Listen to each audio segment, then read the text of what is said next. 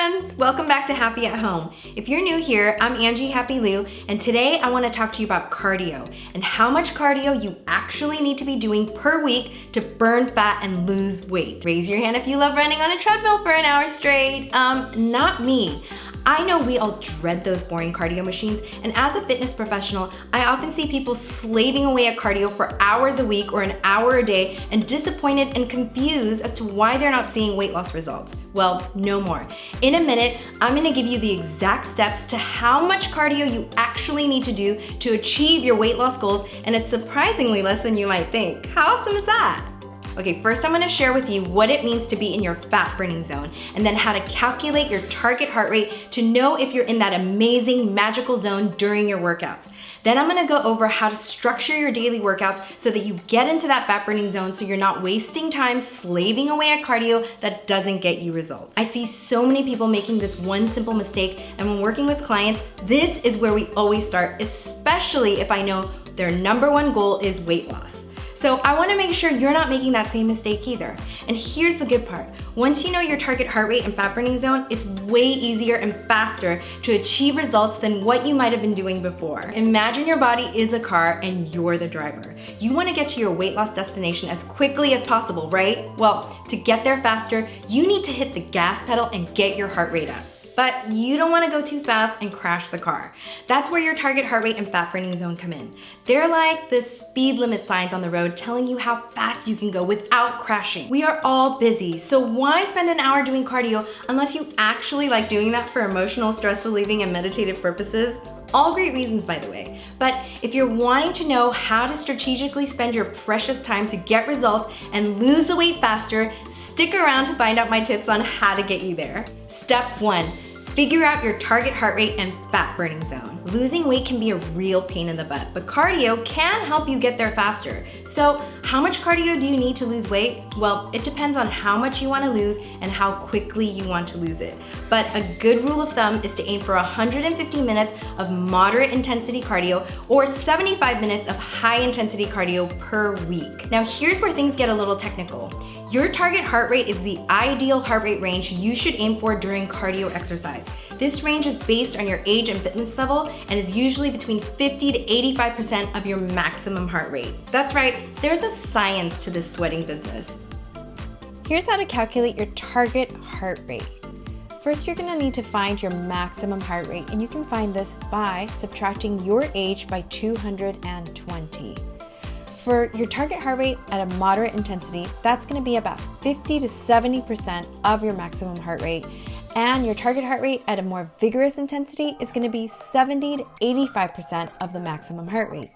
For example, my maximum heart rate at age 44 is gonna be 176 beats per minute.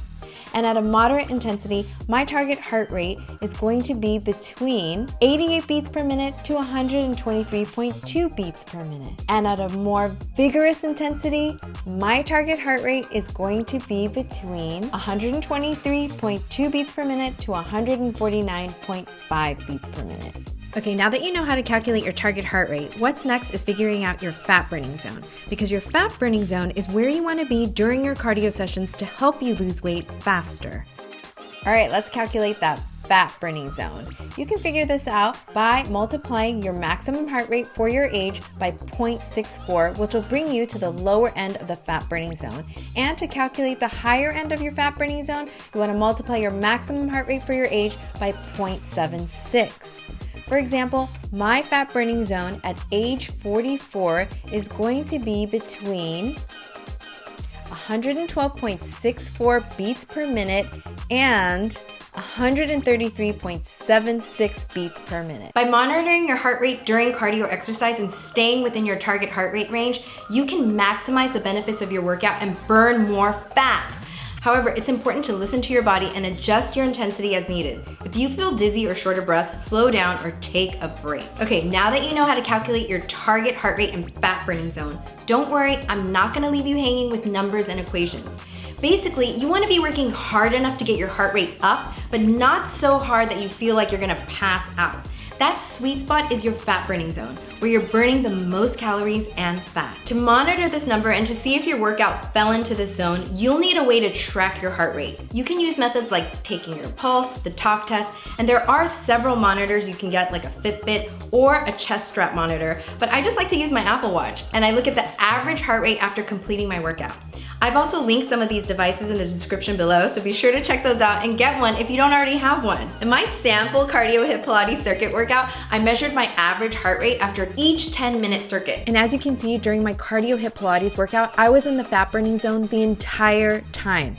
Step 2, know the different fat burning zone levels. Cardio helps with weight loss because it burns calories. When you engage in cardio, your body burns calories to fuel your workout. The more intense the cardio, the more calories you burn. Over time, this calorie deficit is what leads to weight loss. There is a low to high end to your fat burning zone, so you can choose to engage in moderate intensity fat burning zone workouts for longer in the 150-minute minimum per week range. That's about 30 minutes 5 days a week. Or you can engage in higher intensity aerobic activity for at least 75 minutes per week. That's as little as 11 minutes a day. Of course, you can combine these types of workouts, and remember, it's about the cumulative amount per week. I highly recommend doing less on some days, maybe more on others, and mixing things up to break up the monotony so that you can enjoy the process. I'm all about consistency and engaging in exercise for optimal health to maintain your youth and longevity for life, not just a quick fix that doesn't last. If you feel that shorter, more intense workouts are more sustainable for you, go for it. But if you like doing more moderately intense, longer workouts most days of the week, and you have time for it, do whatever works best for you. But if you're looking to save time, knowing what types of exercises that can get you into the different zones can really be helpful, which is what I'll be covering next. Step 3, know what types of exercises to do for fat burning. There are many types of cardio, but not all are created equal when it comes to weight loss. The best types of cardio for weight loss are high intensity interval training, HIIT, running, cycling, and swimming, but I would definitely do these in intervals with highs and lows to get you in the zones quicker. These types of cardio involve the whole body and burn the most calories. Here are some different types of exercises that you can do at varying rates of intensity.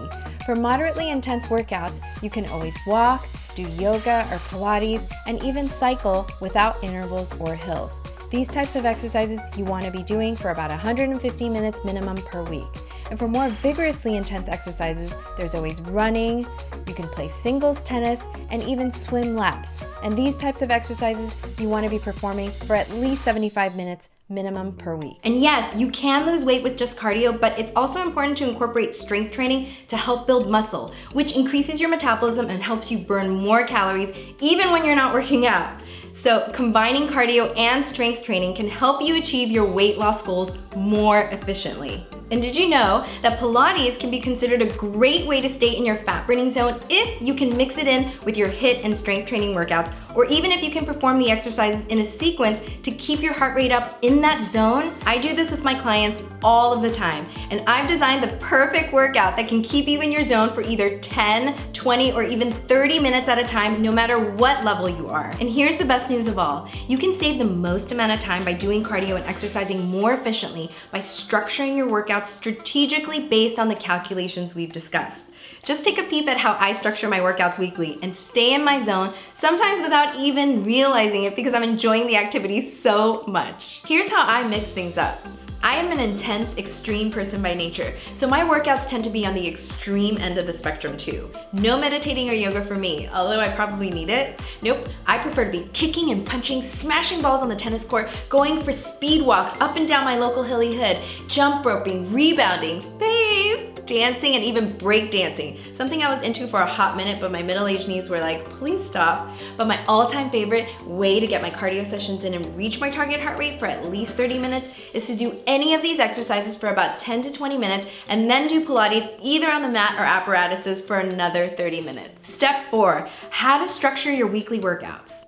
Here's an example of how to structure your weekly workouts according to the day, activity, level of intensity, and the amount of minutes. For instance, on Monday, you could do cardio, kickboxing, and Pilates at a high intensity for 30 minutes. Then on Tuesday, you could rest. On Wednesday, you could do a high intensity HIIT workout for just 10 minutes. Then on Thursday, you could rest again. And on Friday, you can go for a brisk walk or run at a high intensity, but I recommend doing intervals for 20 minutes. On Saturday, you could go for a nice easy swim at a moderate intensity for 30 minutes. And then on Sunday, you can enjoy a beautiful hike at a moderate intensity for 60 minutes. And that brings your weekly total to 150 minutes.